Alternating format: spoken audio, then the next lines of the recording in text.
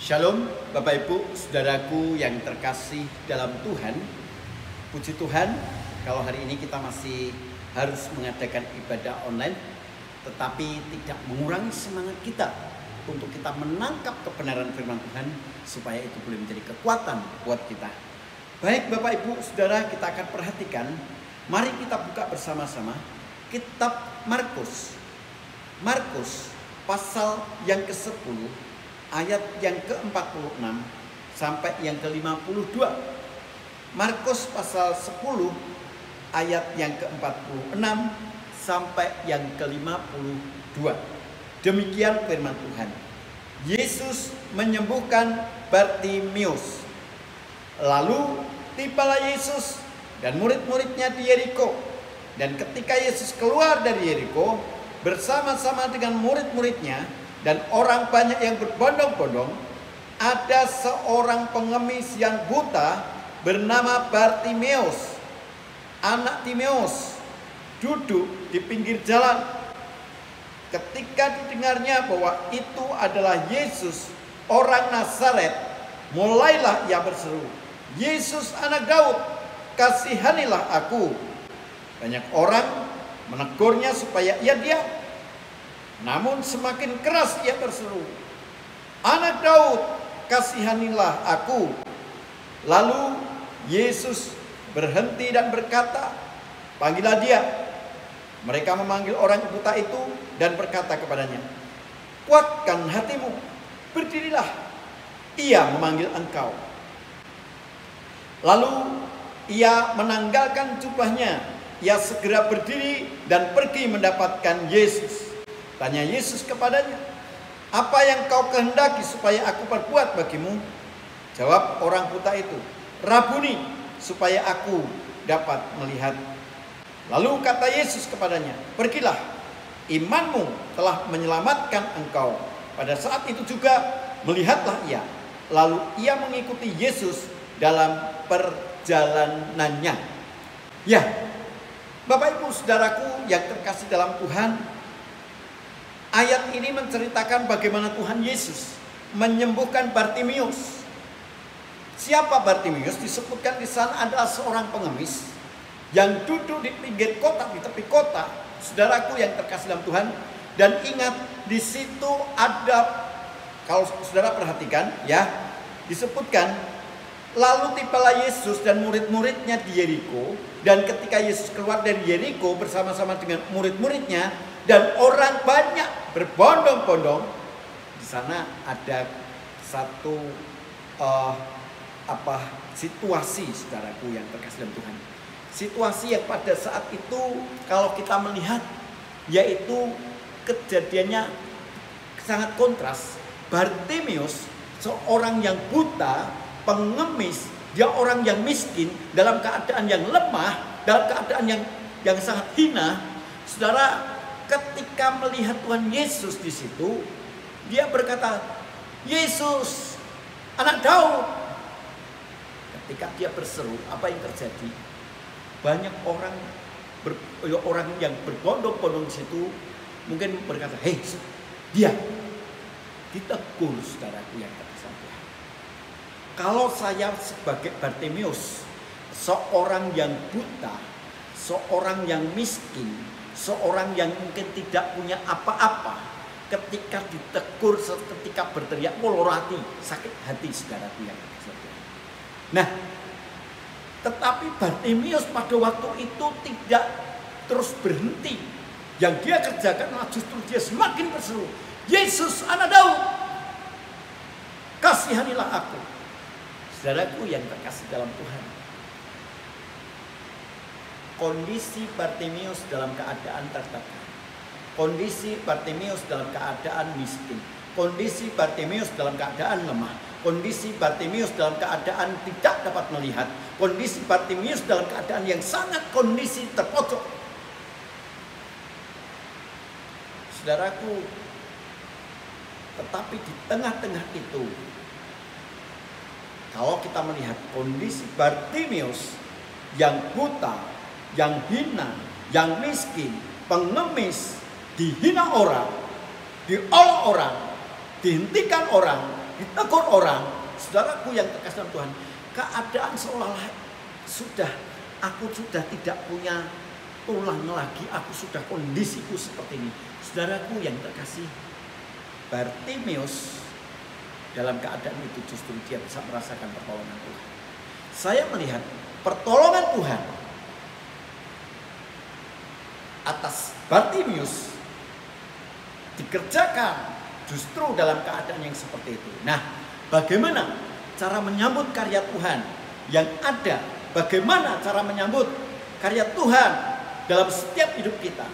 Saudaraku yang terkasih dalam Tuhan, dari ayat ini saya menangkap ketika Bartimeus berseru diolok orang, dia berseru ditegur orang, berseru dia dihinakan orang. Saudaraku yang terkasih dalam Tuhan, justru di situ Tuhan peduli. Ingat saudaraku yang terkasih dalam Tuhan, kadang-kadang kita juga dalam keadaan yang mungkin berkata, aku situasiku seperti ini, kenapa orang lain tidak mengerti tentang aku, kenapa orang lain seperti ini. Saudaraku yang terkasih dalam Tuhan, seolah-olah kondisi seperti itu. Tetapi ingat saudara, justru dalam keadaan seperti itu karya Tuhan akan terjadi atas kita. Justru dalam keadaan kelemahan kita lah Tuhan mau berkarya atas kita. Untuk itu bagaimana caranya? Yang pertama, ketika Tuhan Yesus memanggil, ya berkata kepada muridnya, panggillah dia. Saudara, saya sangat salut dengan perkataan murid-muridnya. Dia menyambut panggilan Tuhan Yesus dan dia sampaikan kepada Bartimeus. Kata yang pertama disebutkan di ayat yang ke-10, di ayat yang ke-49 disebutkan, lalu Yesus berhenti dan berkata, panggillah dia. Mereka memanggil orang buta itu dan berkata kepadanya, kuatkan hatimu. Saudara, kata kuatkan hatimu. Mungkin pada waktu itu sudah, waduh aku sudah kondisi seperti ini. Tetapi saudaraku yang terkasih dalam Tuhan, justru dalam situasi yang seperti itu, yang terjadi apa saudaraku yang terkasih? Kalau kita melihat di situ, justru dalam keadaan seperti itu, murid-murid Tuhan Yesus berkata, hai Bartimeus, kuatkan hatimu.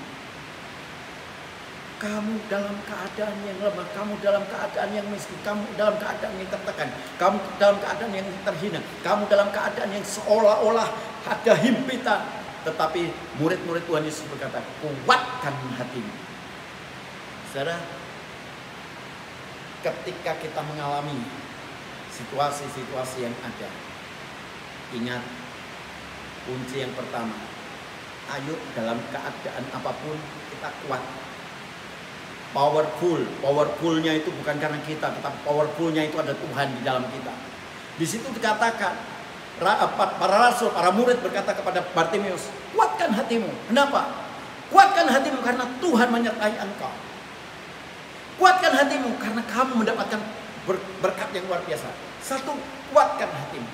Saudara, mari ketika kita menghadapi situasi berat, kalau kita pengen menyambut karya Tuhan atas hidup kita, kunci yang pertama, kuatkan hatimu. Kunci yang kedua disebutkan oleh murid-murid di situ adalah berdirilah. Karena apa saudara? Bartimeus pada waktu itu dalam kondisi dia mungkin duduk.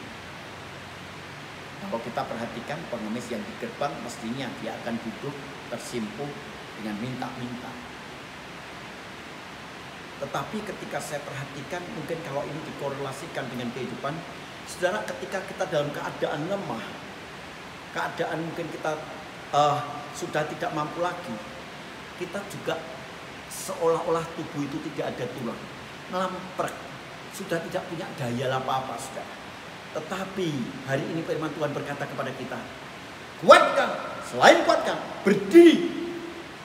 Ayo ngadeg, ayo berdiri. Jangan kalah dengan keadaan, tetapi kalahkan keadaan.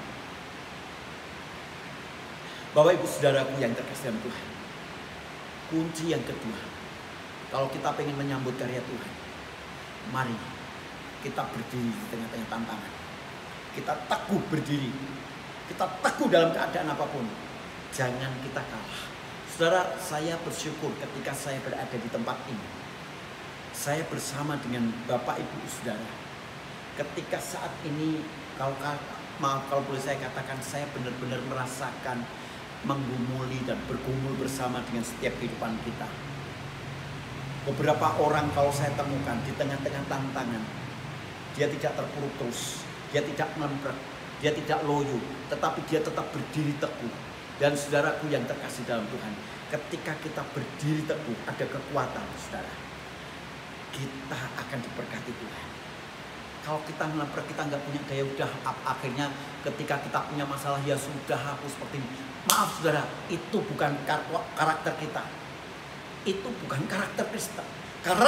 Karakter Kristen ketika menghadapi situasi yang berat, kita kuat. Ketika menghadapi situasi yang berat, kita berdiri.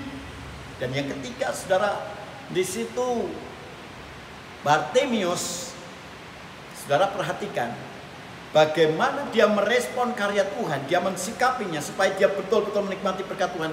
Kata kunci yang pertama harus dikuatkan, yang kedua harus berdiri teguh, yang ketiga disebutkan dia memanggil engkau. Saudara, kata dia memanggil engkau itu direspon oleh Bartimeus. Oh, Tuhan memanggil. Saudara, kalau perhatikan di ayat-ayat berikutnya apa yang terjadi. Pernyataan Tuhan Yesus berkata, hai Bartimeus, apa yang ingin aku perbuat terhadapmu? Akhirnya Bartimeus berkata, Guru, rabuni aku supaya aku bisa melihat. Dan endingnya, akhirnya dia bisa melihat karena iman, saudara. Karena iman. Jadi ternyata butuh respon, saudara. Tidak bisa kita, ya Tuhan, aku minta tolong, aku gak kuat, ngemprek loyo sudah, yang penting aku nang masuk sudah cukuplah, Tuhan seperti enggak, saudara. Tetapi di situ dikatakan, ayo kuatkan dan berdiri. Ingat, bergerak, saudara, merespon apa yang dikehendaki Tuhan. Kita tidak menjadi orang yang lemah, tetapi merespon. Ingat, kita menjadi orang yang optimis. Oh, Tuhan akan menolong. Tuhan akan mengulurkan tangan. Saudaraku yang terkasih dalam Tuhan, ini yang menjadi keyakinan. Yakin bahwa Tuhan itu peduli, saudara. Dan apa yang terjadi? Bartimeus ditolong oleh Tuhan. Begitu luar biasa. Mujizat terjadi yang orang lain tidak rasakan. Tetapi harus mengalami memang. Harus mengalami buta dulu. Harus mengalami miskin dulu. Dan di situ karya Tuhan luar biasa. Uluran tangan Tuhan terjadi luar biasa. Mujizat itu tidak dirasakan oleh orang lain. Sukacita itu tidak akan dirasakan oleh orang lain. Hanya dirasakan oleh Bartimeus yang dari dia tidak melihat menjadi melihat. Yang dari dia menjadi miskin, dia menjadi orang yang kuat. Ketika dia menjadi orang yang terpuruk, ingat pernyataan berikutnya, dia mengikuti perjalanan Yesus. Yang artinya apa? Dia sama rata dengan orang-orang yang ada, yang berbondong-bondong. Dengan kontras tadi, murid Tuhan Yesus dan orang-orang yang berbondong, ada orang miskin. Sekarang disetarakan, levelnya sama. Malah justru apa? Dia menjadi saksi betapa Yesus dari Nazaret itu sudah menolong orang ini. Dia menjadi berkat yang luar biasa. Saudara, karya Tuhan akan terjadi atas kita. Tetapi kadang-kadang kita harus mengalami seperti Bartimeus, yaitu lemah, buta, papa, terhina. Tetapi saudara, ayo kuatkan hatimu. Ayo berdiri dengan teguh. Ayo yakini bahwa Allah berkarya atas hidup kita. Sambut karya Tuhan atas hidup kita. Ketika hari ini kita mengalami situasi yang berat, ketika kita mengalami tantangan, ketika kita mengalami permasalahan, Bapak Ibu Saudaraku yang terkasih dalam Tuhan, ada karya Tuhan yang akan terjadi atas kita. Nama Tuhan dimuliakan atas hidup kita. Baik, mari kita akan berdoa bersama-sama. Kami bersyukur Engkau memberkati kami hari ini. Ada karya Tuhan yang Tuhan mau nyatakan atas kami. Tetapi kami harus mengalami proses, menghadapi situasi yang berat, situasi yang lemah, yang seolah-olah kami tidak berdaya. Tetapi justru di situ Tuhan, ada karya Tuhan yang luar biasa. Dan Tuhan ajarkan kepada kami, untuk kami tetap kuatkan hati kami, untuk kami tetap berdiri, dan kami meyakini karya Tuhan. Dan ternyata Tuhan di balik itu, Tuhan melakukan karya, mujizat yang orang lain tidak rasakan. Kami mau menjadi orang Kristen yang merasakan, mengalami karya Tuhan atas hidup kami. Untuk itu, Tuhan, ketika kami harus mengalami proses, ajar kami kuat, ajar kami tetap berdiri, dan ajar kami melihat, dan kami tetap mengarahkan hati kami kepada karya. Untuk itu Tuhan berkati kami. Bapa, Engkau sumber pertolongan kami, dan kini kami rindu Engkau memberkati kami. Bapak Ibu, jemaat Tuhan yang dikasihi Tuhan, angkat tanganmu dan terimalah berkat. Bapak Ibu, saudaraku yang terkasih dalam Tuhan, baiklah, terimalah berkat yang daripada Allah Bapa, kasih daripada Tuhan Yesus Kristus, serta penyertaan daripada Roh Kudus menyertai hidupmu senantiasa, sehingga diberkatilah hidupmu, diberkatilah kesehatanmu, diberkatilah kekuatanmu, diberkatilah keluargamu, diberkatilah perekonomianmu, diberkatilah pekerjaanmu, diberkatilah usahamu, dan apapun yang kamu perbuat akan dibuat berhasil oleh Tuhan. Sehingga damai sejahtera Allah yang benar-benar melampaui segala akal akan memelihara hati dan pikiranmu dalam Kristus Yesus dari saat ini sampai Maranatha. Haleluya. Amin. Demikian Bapak Ibu, kiranya Tuhan memberkati kita semua. Shalom.